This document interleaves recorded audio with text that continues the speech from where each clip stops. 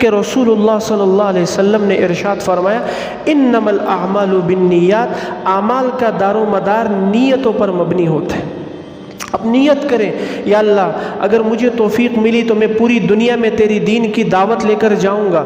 آپ نیت کرتے رہیں، آپ کی نیت پر اللہ تعالیٰ فیصلہ فرمائیں گے، اور اللہ آپ کو موقع بھی دیں گے۔ جب ایک انسان نیت ہی نہیں کرتا، بھائی روزانہ کام کی نیت کرتے ہیں تو کام کے لیے اپنے جو ہے وہ مقاصد اور ان جگہوں پر پہنچتے ہیں یا نہیں پہنچتے، کیونکہ نیت کی ہوتی ہے۔ تو اس لیے ہم نے آج تک نیت کی نہیں ہے، جب نیت کریں گے تو اللہ تعالیٰ ہمیں اپنے مقاصد تک پہنچائیں گے۔ تو دل میں کڑن ہو، دل میں کڑن اسی بات کی ہو کہ یا اللہ اگر مجھے موقع ملا تو میں یہ کام کروں گا، یہ دین کی کام کروں گا، اور یہ جو ہے تیرا پیغام پوری دنیا تک پہنچاؤں گا۔ تو مولانا قاسم نانوتوی رحمۃ اللہ علیہ نے ایک بڑا زبردست جملہ لکھا ہے کہ انسان کے دل میں، مسلمان کے دل میں دوسرے آدمی کی فکر اتنی ہی ہو جیسے ہماری طبیعتیں خوراک اور پانی کی فکر کرنے کے بعد اس کو پا لیتی ہیں۔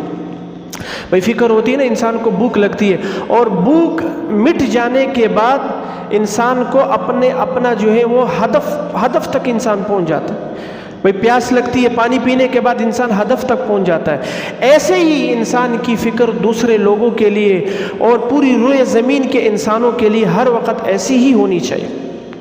شاہ اسماعیل شہید رحمۃ اللہ علیہ کا نام کس نے نہیں سنا؟ اتنی بڑی ہستی جنہوں نے اتنا کام کیا بر صغیر میں کہ ہم اس کا تصور بھی نہیں کر سکتے۔ ایک مرتبہ شاہ اسماعیل شہید رحمۃ اللہ علیہ نے اب اپنا بیان دیا، کیونکہ یاد رکھیں جب انسان دل سے بیان کرتا ہے نا، کڑن کے ساتھ اور اندر کے جذبے کے ساتھ بیان کرتا ہے، تو جو دل سے بات نکلی ہوتی ہے وہ دل پر اثر کرتی ہے۔ زبان سے بات نکلے وہ دل پر اثر نہیں کرتی، دل سے بات نکلے وہ دل پہ اثر کرتی ہے۔ تو چونکہ ہمارے وہ بڑے تھے، اکابر تھے، سادات خاندان سے تھے، وہ ایک کڑن لے کر جو ہے وہ امت کے پھرتے تھے، درس کیا، واعظ کیا، بیان کیا، ہزاروں کا مجمع تھا۔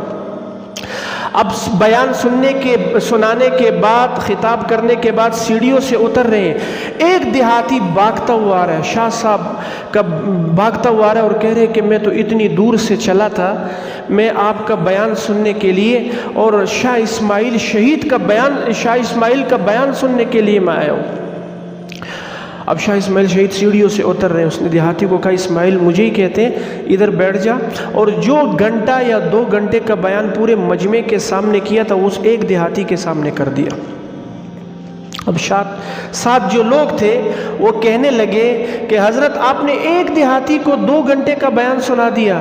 تو شاہ صاحب کہنے لگے پہلے بھی میں نے ایک کو ہی سنایا تھا، وہ اللہ کو سنایا تھا، پہلے بھی ایک کو ہی سنایا تھا، اب بھی ایک کو سنایا۔ تو اس لیے حضرات محترم ہمارے دل میں درد ہو، فکر ہو، جذبہ ہو، ایمان ہو، ایمانی غیرت ہو، تو اللہ تعالیٰ ہمیں ہمارے اہداف کو اتنا وسیع کریں گے، اللہ پوری دنیا میں ہمیں لے کے جائیں گے۔ ایک آدمی جماعت کے ساتھ گیا امریکہ، غور سے یہ بات سنیں، اور وہ یہاں پر یہ چنے بھیجتا تھا، یعنی بنے ہوئے چنے ہوتے ہیں۔ اب ایک انجینئر صاحب اس آدمی سے چنے کھاتے تھے پاکستان میں، وہاں پر وہ کسی وجہ سے وہاں پہنچ گئے، تو یہ آدمی تبلیغ کے لیے گیا تھا، چنے والے، وہ اپنے کام کے لیے گیا، تو ملاقات ہوگی، وہ تو ادھر کیا کر رہے امریکہ میں، تو پاکستان میں چنے بیچتا تھا۔ وہ کہنے لگا میرا اللہ چنے نہیں بیچتا، میرا اللہ چنے نہیں بیچتا، اس نے مجھے قبول کر لیا۔ تو یاد رکھیں دین پیسے کا محتاج نہیں ہے کہ آپ کے پاس کروڑوں ہیں، آپ کے پاس لاکھوں ہیں، اللہ تعالیٰ پیسے کا محتاج نہیں ہے۔ اللہ تعالیٰ انسان کو انسان کی نیت پر پوری دنیا میں لے کر دکھائیں گے، کیونکہ انسان کی نیت ہے، تو نیت ہی پر ساری چیزیں ہوتی ہیں۔ اور یاد رکھیں حضرات محترم ہم اپنی اوقات کا خیال رکھ کے، اپنے آپ کو دیکھ کر کہ میری کیا حیثیت ہے، بھئی گندے قطرے کی پیداوار ہوں نا میں، قرآن کہہ رہا ہے، میں نہیں کہہ رہا، قرآن کہہ رہا ہے گندے قطرے سے ہم نے آپ کو منی کے گندے قطرے سے پیدا کیا۔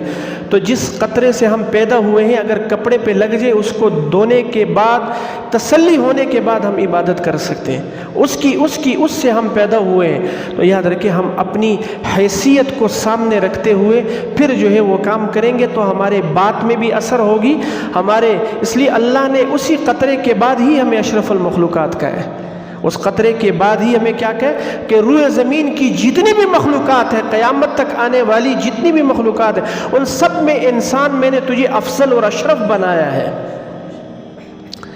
وہ مولانا روم رحمۃ اللہ علیہ نے ایک واقعہ لکھا ہے، یہ محمود غزنوی کا ایک غلام تھا جسے ایاس کہتے تھے، محمود و ایاس کے نام سے بھی بڑا مشہور تھا۔ تو اس سے جو وزیر تھے وہ بہت چڑھتے تھے کہ یہ بادشاہ ایاس کی ہر وقت جو ہے بات کرتا رہتا ہے، ایاس کے ساتھ جو ہے نا وہ کرتا رہتا ہے، ہمیں کوئی لفٹ ہی نہیں دیتا۔ تو یہ جو ایاس تھا نا، یہ ہر روزانہ ایک الماری میں جاتا اور اس میں کوئی چیز دیکھتا اور آ جاتا۔ اب وزیروں کو ایک موقع مل گیا کہ لگتا ایاز نے اس الماری میں کوئی ہیرے چھپائے ہوئے ہیں۔ کیا چھپائے ہوئے؟ ہیرے چھپائے ہوئے ہیں۔ انہوں نے بادشاہ تک بات پہنچانی کہ لگتا ہے آپ کے کوئی ہیرے جو ہے نا وہ ایاز نے چھپائے ہوئے ہیں، لہٰذا اس الماری کو دیکھا جائے کہ اس میں کیا پڑا ہوا ہے۔